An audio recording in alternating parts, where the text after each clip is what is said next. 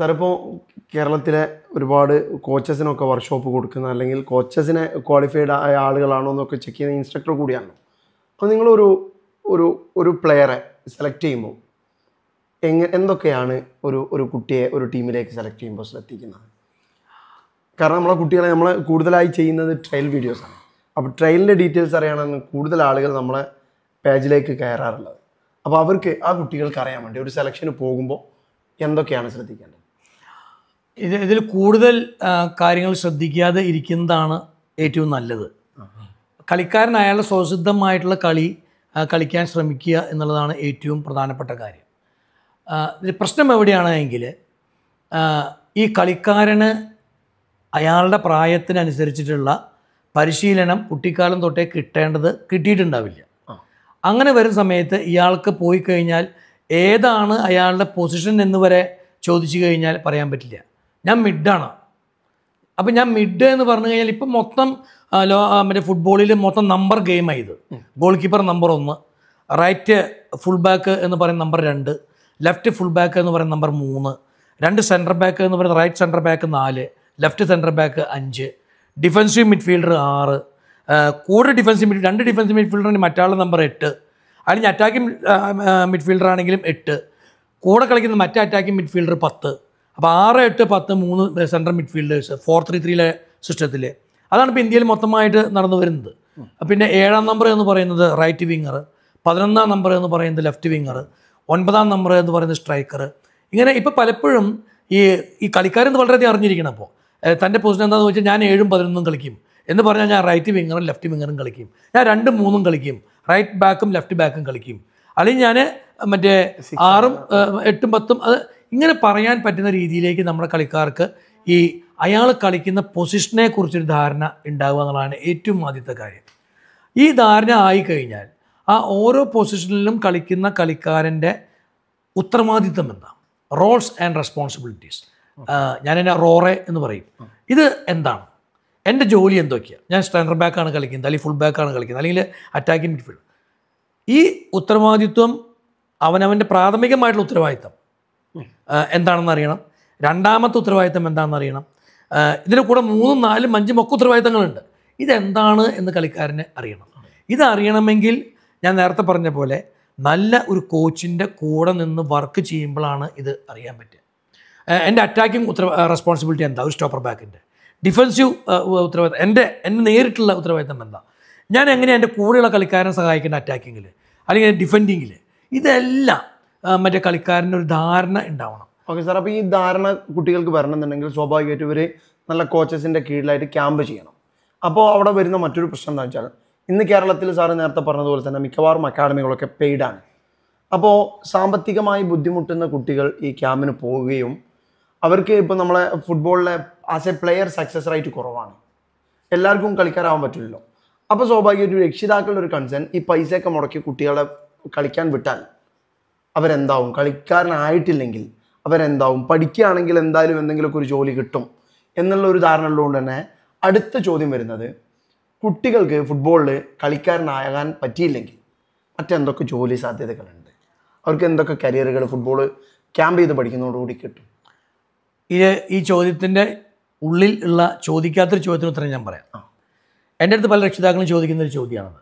പിന്നെ എന്താണ് ഇതുകൊണ്ടുള്ള ഗുണം എന്നുള്ളത് ഞാൻ എപ്പോഴും പറയുന്നത്, അത് ഞാൻ എപ്പോഴും ശ്രമിക്കുന്നതും ശ്രദ്ധിക്കുന്നതും ഇംപ്ലിമെൻ്റ് ചെയ്യുന്നതുമായിട്ടുള്ള കാര്യം ഇയാളെ കളിക്കാരനാക്കുക എന്നുള്ളതല്ല.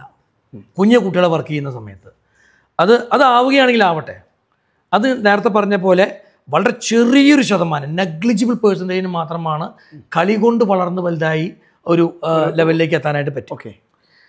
പക്ഷേ ഈ ഫുട്ബോൾ കളിക്കുന്നതുകൊണ്ട് ഈ കളിക്കാരൻ കോച്ച് നല്ലതാണെങ്കിൽ, ഞാൻ വീണ്ടും പറയും, കോച്ചിൻ്റെ പെരുമാറ്റവും ശീലവും സ്വഭാവവും നല്ല ഭാഷയും ഒക്കെ നല്ലതാണെങ്കിൽ ഈ കുട്ടി നിങ്ങൾക്ക് ഉറപ്പായിട്ടും ഒരു സാമൂഹിക പ്രതിബദ്ധതയുള്ള ഒരു വ്യക്തിയായിട്ട് മാറുന്നതാണ്.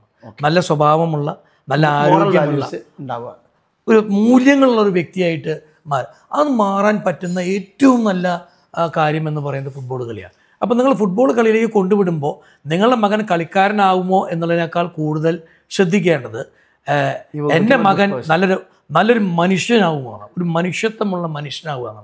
ഇതാണ് ഫുട്ബോൾ പരിശീലകൻ ഏറ്റവും ആദ്യം ശ്രദ്ധിക്കേണ്ട ഒരു കാര്യം. ഞാൻ എൻ്റെ ക്യാമ്പിൽ എൻ്റെ കൂടെ വർക്ക് ചെയ്യുന്ന FC കേരളയിൽ വരുന്ന കോച്ചസിനോടും കുട്ടികളോടും പാരൻസിനോടും പറയുന്ന കാര്യം ഇതാണ്. പിന്നെ ഫുട്ബോൾ നിങ്ങൾക്ക് തരുന്ന ഏറ്റവും വലിയ ബെനിഫിറ്റ് എന്ന് പറയുന്നത്, ഏറ്റവും വലിയ ഗുണം എന്ന് പറയുന്നത്, നിങ്ങൾ പ്രതീക്ഷിക്കേണ്ടത് നിങ്ങൾ നല്ലൊരു മനുഷ്യനായി മാറുന്നു എന്നുള്ളതാണ്. ഇതാണ് ഏറ്റവും ആദ്യം പ്രതീക്ഷിക്കേണ്ട കാര്യം. പിന്നെ അതിൻ്റെ അപ്പുറത്തേക്ക് ഇപ്പോൾ വേറെ ചോദ്യം ചോദിച്ചു, ഈ പൈസ ഇല്ലാത്ത കുട്ടികൾക്ക് അക്കാഡമികളിലേക്ക് പോകാൻ. ഇത് വലിയൊരു ചോദ്യമാണ്. ഇത് എൻ്റെ കണ്ണ് തുറന്നത് ഈ അടുത്ത സമയത്ത് പിന്നെ ഫേസ്ബുക്കിലാണോ ഇൻസ്റ്റാഗ്രാമിലാണോ വന്ന ഒരു കമൻറ്റാണ്. ആ കമൻറ്റ് ഞാൻ അറിയുന്ന ഒരു കളിക്കാരൻ ഇട്ടിട്ടുള്ള ഒരു കമൻറ്റാണ്. ഈ പിന്നെ പൈസയില്ലാത്ത, ഫീസ് കൊടുക്കാൻ പറ്റാത്ത കുട്ടികൾക്ക് എന്തെങ്കിലും ഒരു സൗകര്യം നിങ്ങൾ ഉണ്ടാക്കി കൊടുക്കൂ എന്നുള്ളതാണ് ആ കമൻറ്റിൻ്റെ ഒരു രത്ന ചുരുക്കം. ഞാൻ ആ കളിക്കാരനെ പിന്നീട് കാണുകയും ഞാൻ അയാളെ പിന്നെ പറയുകയും ചെയ്തു, പിന്നെ മോനെ ഈ ഒരു സാധനം ഞാൻ ചെയ്യാൻ പോവുകയാണ്. കാരണം ഇതൊരു സോഷ്യൽ കമ്മിറ്റ്മെൻറ്റിൻ്റെ ഭാഗമായിട്ട് FC കേരള ചെയ്യണമെന്ന് ഞാൻ ഉറച്ചു വിശ്വസിക്കുന്നുണ്ട് ഇപ്പോൾ. അതായത് പിന്നെ സാമ്പത്തികമായിട്ട് പിന്നോക്കം നിൽക്കുന്ന അല്ലെങ്കിൽ പാർശ്വവൽക്കരിക്കപ്പെട്ട് നിൽക്കുന്ന വിഭാഗത്തിൽപ്പെട്ടുള്ള കുട്ടികൾ, ഈ കുട്ടികൾക്ക് നല്ലൊരു ഗ്രൗണ്ടിൽ നല്ല കോച്ചസിൻ്റെ കീഴിൽ വർക്ക് ചെയ്യാനുള്ള ഒരു സാഹചര്യം ഉണ്ടാവുക. ഞാനതിനൊരു IM വിജയനെ പ്രതീക്ഷിക്കുന്നുണ്ട് വരുന്നൊരു 10, 15, 20 കൊല്ലത്തിൻ്റെ ഉള്ളിൽ. പക്ഷേ അതിനുള്ള സാഹചര്യം ഉണ്ടാക്കി കൊടുക്കുക എന്നുള്ളത് പിന്നെ FC കേരളയെ സംബന്ധിച്ചിടത്തോളം ഞങ്ങളുടെ ഒരു സാമൂഹിക പ്രതിബദ്ധ ഭാഗമായിട്ട് നമ്മൾ ഏറ്റെടുത്ത് വളരെ അടുത്ത സമീപ ഭാവിയിൽ നമ്മളിത് ആരംഭിക്കുകയാണ്. നമ്മൾ ആഴ്ചയിലെ എല്ലാ ദിവസവും അല്ലെങ്കിൽ പറ്റുന്നത്ര ദിവസങ്ങൾ 1 മണിക്കൂറെങ്കിലും പിന്നെ ഇങ്ങനെ ഫീസ് തരാൻ സാധിക്കാത്ത കുട്ടികൾക്ക് ഉള്ള നല്ല ഫ്രീ ഓഫ് കോസ്റ്റ് ക്യാമ്പ്, മികച്ച മറ്റേ പരിശീലകരെ, മറ്റേ കോച്ചിങ്ങിൻ്റെ ക്വാളിറ്റി നല്ല രീതിയിൽ നിലനിർത്തിക്കൊണ്ട് തന്നെ ഇത് കൊടുക്കാനായിട്ടുള്ള അങ്ങനെ എൻ്റെ പ്രതീക്ഷ, എൻ്റെ കൂടെ ഉള്ള പരിശീലകർ പലരും അത്തരമൊരു സംരംഭം വരുമ്പോൾ അതിന് വില്ലിങ് ആവും. പിന്നെ പരിശീലനം കൊടുക്കാനായിട്ട് ഞങ്ങൾക്ക് ആ ഒരു സെഷൻ എടുക്കുന്നത് ഞങ്ങൾക്ക് ഞങ്ങളത് എടുക്കാം, ഞങ്ങൾ ഫ്രീ ആയിട്ട് എടുക്കാമെന്ന് പറഞ്ഞുകൊണ്ട് സന്നദ്ധരായി വരും. ഞാൻ അതിന് വില്ലിങ്ങാണ്. കാരണം അത് ഇപ്പോൾ ഞാൻ ഈ പറഞ്ഞൊരു കമൻറ്റ് വന്നപ്പോൾ ഏറ്റവും കൂടുതൽ എന്നെ ടച്ച് ചെയ്തിട്ടുള്ളൊരു കാര്യമാണ്. ഒരു പക്ഷേ എൻ്റെ ഉപബോധ മനസ്സിലൊക്കെ ഇത് ഉണ്ടായിട്ടുണ്ടാവും. പക്ഷേ ഇപ്പോൾ ആ ചോദ്യം വന്നപ്പോഴാണ് നമുക്കത് വളരെ പ്രധാനപ്പെട്ടൊരു ചോദ്യമാണ്. ഒരുപക്ഷെ എല്ലാ അക്കാഡമികളും അങ്ങനെ ഒരാഴ്ചയിലെ 2 മണിക്കൂറെങ്കിലും വെർഷൻ നടന്നോട്ടെ, അതിന് പുറമെ അതെ ഇതുകൂടി അതെ. പക്ഷെ അത് കൊടുക്കേണ്ടത് ഈ പറയുന്ന പോലെ ഈ പാർശ്വവൽക്കരിക്കപ്പെട്ടവർക്കും സാമ്പത്തികമായിട്ട് പിന്നോക്കം നിൽക്കുന്നവർക്കും സെലക്ടഡ് ആയിട്ടുള്ളവർക്ക് കൊടുത്താൽ മതി. വരുന്ന എല്ലാവരും എടുക്കണം എന്നല്ല പറയണേ. ആ വരുന്ന കുട്ടികളിൽ നിങ്ങൾ സെലക്ട് ചെയ്തുള്ളൂ, മികച്ചവരെ മാത്രം എടുത്താൽ മതി. കാരണം അല്ലെങ്കിൽ പിന്നെ 100 കുട്ടികൾക്ക് ക്യാമ്പ് കൊടുക്കുന്ന ഒരു സംവിധാനം വന്നാൽ ക്യാമ്പിന് ക്വാളിറ്റി ഉണ്ടാവില്ല.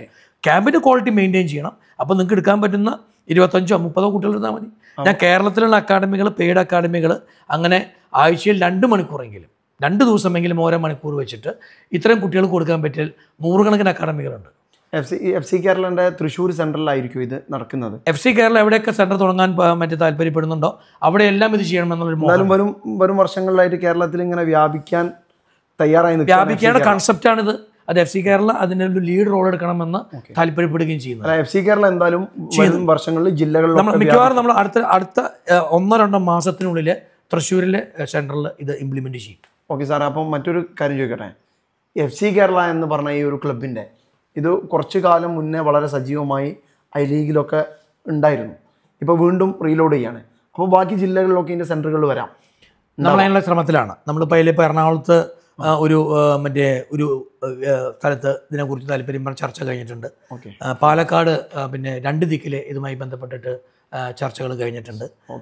പിന്നെ ഞാൻ മുജീബിനോടും പറഞ്ഞിട്ടുണ്ട് പിന്നെ ഒരു സെൻറ്റർ. പിന്നെ അപ്പോൾ ഇത് 2-3 താല്പര്യങ്ങളാണുള്ളത്. ഒന്ന്, പരിശീലകരെ കുറച്ചുകൂടി മികച്ചവരാക്കുക. നമ്മൾ അവർക്ക് വർക്ക്ഷോപ്പ് കൊടുത്ത് അവരുടെ ഒരു നിലവാരം ഉയർത്തുക. കാരണം അവരുടെ നിലവാരം ഉയർന്നാൽ മാത്രമേ കളിക്കാരന് പറഞ്ഞു കൊടുക്കുന്ന സാധനം ക്വാളിറ്റി ഉണ്ടാവുള്ളൂ, കളിക്കാരൻ്റെ നിലവാരം ഉയരുള്ളൂ. ഞാൻ ഉപയോഗിക്കുന്നൊരു ഫ്രേസ്, ആശാൻ അക്ഷരം 1 പിഴച്ചാൽ 51 പിഴയ്ക്കും ശിഷ്യന്. അപ്പോൾ കോച്ചിന് പിഴവുകൾ പറ്റുക എന്ന് പറഞ്ഞാൽ കളിക്കാരന് പറ്റുന്ന പിഴവുകൾക്ക് അന്തം ഉണ്ടാവില്ല. അപ്പോൾ പലപ്പോഴും എൻ്റെ അടുത്ത് നിന്നാണ് സംസാരിച്ചത്, ഈ 51 അക്ഷരം എന്ന് പറയുന്നതിൻ്റെ ഒരു പ്രസക്തി എന്താണ് മലയാളത്തിന്? അപ്പോൾ ഞാൻ പറഞ്ഞു വേണ്ട, ആശാന എ എന്ന് പഴച്ചാൽ ശിഷ്യന് 26 പഴയ്ക്കും, ഇംഗ്ലീഷിൽ 26 ആൽഫബറ്റും പഴയ്ക്കും. ഓക്കെ സാറേ. അപ്പോൾ ഇപ്പോൾ സാർ ഈ പറഞ്ഞതിൽ നിന്ന് കൂട്ടി വായിച്ചുകൊണ്ട് ഒരു ചോദ്യം കൂടി, ഈ ചോദ്യത്തോടു കൂടി നമുക്ക് ഈ ഒരു ഇൻ്റർവ്യൂ വൈൻഡപ്പ് ചെയ്യാമെന്നാണ് എനിക്ക് തോന്നുന്നത്. നമ്മളെ കോച്ചസ്, അപ്പം ഞാനടക്കമുള്ള പല കോച്ചസും ലൈസൻസ് D or C എടുക്കുകയാണ്, അതോടുകൂടെ കോച്ചായി എന്നുള്ളൊരു ധാരണയിലാണുള്ളത്. പിന്നീട് ആ ഒരു ബേസിൽ നിന്നുകൊണ്ടാണ് നാടുകളിലൊക്കെ ഒരു ലൊക്കാലിറ്റികളിൽ ക്യാമ്പ് നടക്കുന്നു. ഇത് ശരിയായ ഒരു പ്രവണതയാണോ? ഇതുകൊണ്ട് നമ്മളെ ഫുട്ബോൾ വളരും? ചെറിയ ചെറിയ സെൻറ്ററുകൾ ഇടുക, ചെറിയ ചെറിയ ഫീ ഈടാക്കുക, അതൊരു ജീവിതമാർഗ്ഗമായിട്ട് കാണും. പക്ഷേ അതിൻ്റെ ഒപ്പം അവരെ ക്വാളിറ്റി കൂട്ടാനുള്ള പരിപാടികൾ നടക്കാത്തത് കൊണ്ട് എങ്ങനെ അത് കുട്ടികളെ ബാധിക്കും? ഈ പറഞ്ഞതുപോലെ ഇത് പണ്ട് ഒരു കളരിക്കാരനോട് ചോദ്യം ചോദിച്ച പോലെയാണ്. കളരി പഠിച്ച് ഒരു കൊല്ലം കഴിഞ്ഞ് ചോദിച്ചപ്പോൾ അയാളുടെ ഉത്തരം എനിക്കൊരു 10-15 പേര് വന്നാലും എനിക്ക് തല്ലാൻ പറ്റും.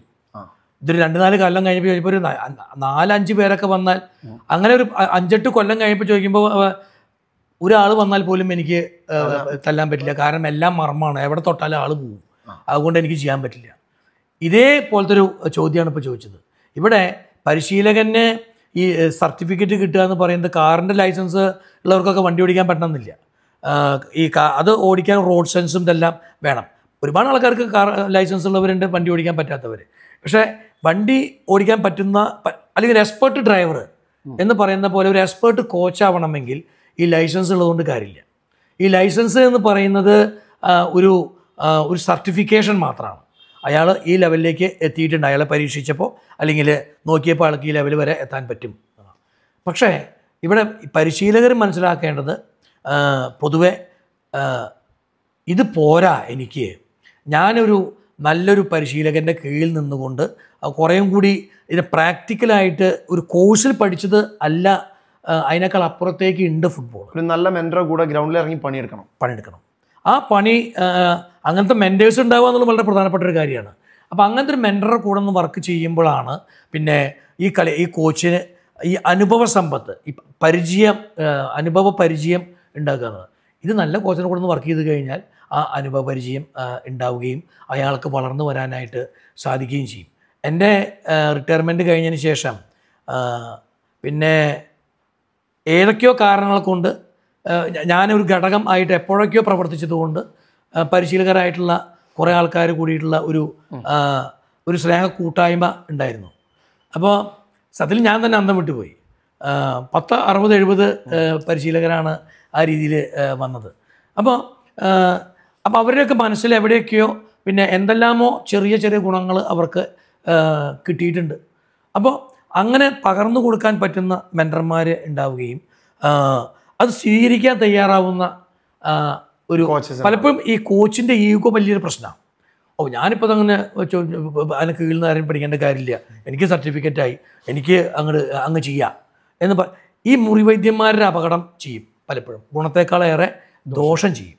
അപ്പോൾ കളിക്കാരൻ പഠിക്കേണ്ട കാര്യങ്ങൾ, ആഴ്സൺ വെംഗറിൻ്റെ അതിമനോഹരമായിട്ടുള്ള ഇംഗ്ലീഷ് ടീമായിട്ടുള്ള ആർസനലിൻ്റെ 2 ദശകത്തോളം അല്ലെങ്കിൽ അതിനേക്കാളേറെ കാലം കോച്ചായിരുന്ന ലോക ഫുട്ബോളിലെ പ്രൊഫസർ എന്നറിയപ്പെടുന്ന ആഴ്സൺ വെംഗറിൻ്റെ മനോഹരമായിട്ടുള്ളൊരു സങ്കല്പമുണ്ട്. അതായത് 8 വയസ്സ് വരെയുള്ള കാലം എന്ന് പറയുന്നത് ഫുട്ബോളിലേക്ക് അയാളെ പിടിച്ചു വലിക്കാനുള്ള സമയമാണ്. 5 വയസ്സോട് 8 വയസ്സ് വരെ.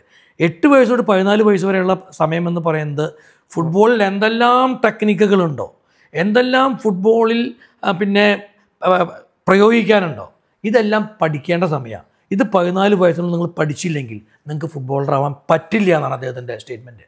പറ്റില്ല എന്നാണ്. ബേസ് കഴിഞ്ഞു പരിപാടി. 14 വയസ്സ് കഴിഞ്ഞാൽ അപ്പോൾ എന്താ ചെയ്യേണ്ടത്? 14 വയസ്സ് തൊട്ട് 18 വയസ്സ് വരെയാണ് ഈ പഠിച്ചതിനെയെല്ലാം അയാൾ കളിക്കളത്തിൽ പ്രതിയോഗികൾക്കെതിരെ ഉപയോഗിക്കുന്നത്. ടാക്ടിക്കൽ ആയിട്ടുള്ള വർക്ക്, ഫിസിക്കൽ പ്രിപ്പറേഷൻ. ഈ 18 വയസ്സ് കഴിഞ്ഞാലോ? അപ്പോൾ ഞാൻ പറഞ്ഞ 5 തൊട്ട് 8 വയസ്സ് വരെ കാലഘട്ടം, 8 തൊട്ട് 14 വയസ്സ് വരെ, 14 തൊട്ട് 18 വയസ്സ് വരെ. 18 വയസ്സ് കഴിഞ്ഞാലോ ഹൈ പെർഫോമൻസ് ട്രെയിനിങ് ആണ്. അപ്പോൾ പിന്നെ ഈ 16 വയസ്സിലിപ്പോൾ സ്പെയിനിൻ്റെ എന്താണ് യാമല കളിച്ചൂല. നമ്മൾ അത്തരം എക്സാമ്പിളല്ല നമ്മുടെ മുമ്പിലേക്ക് വരേണ്ടത്.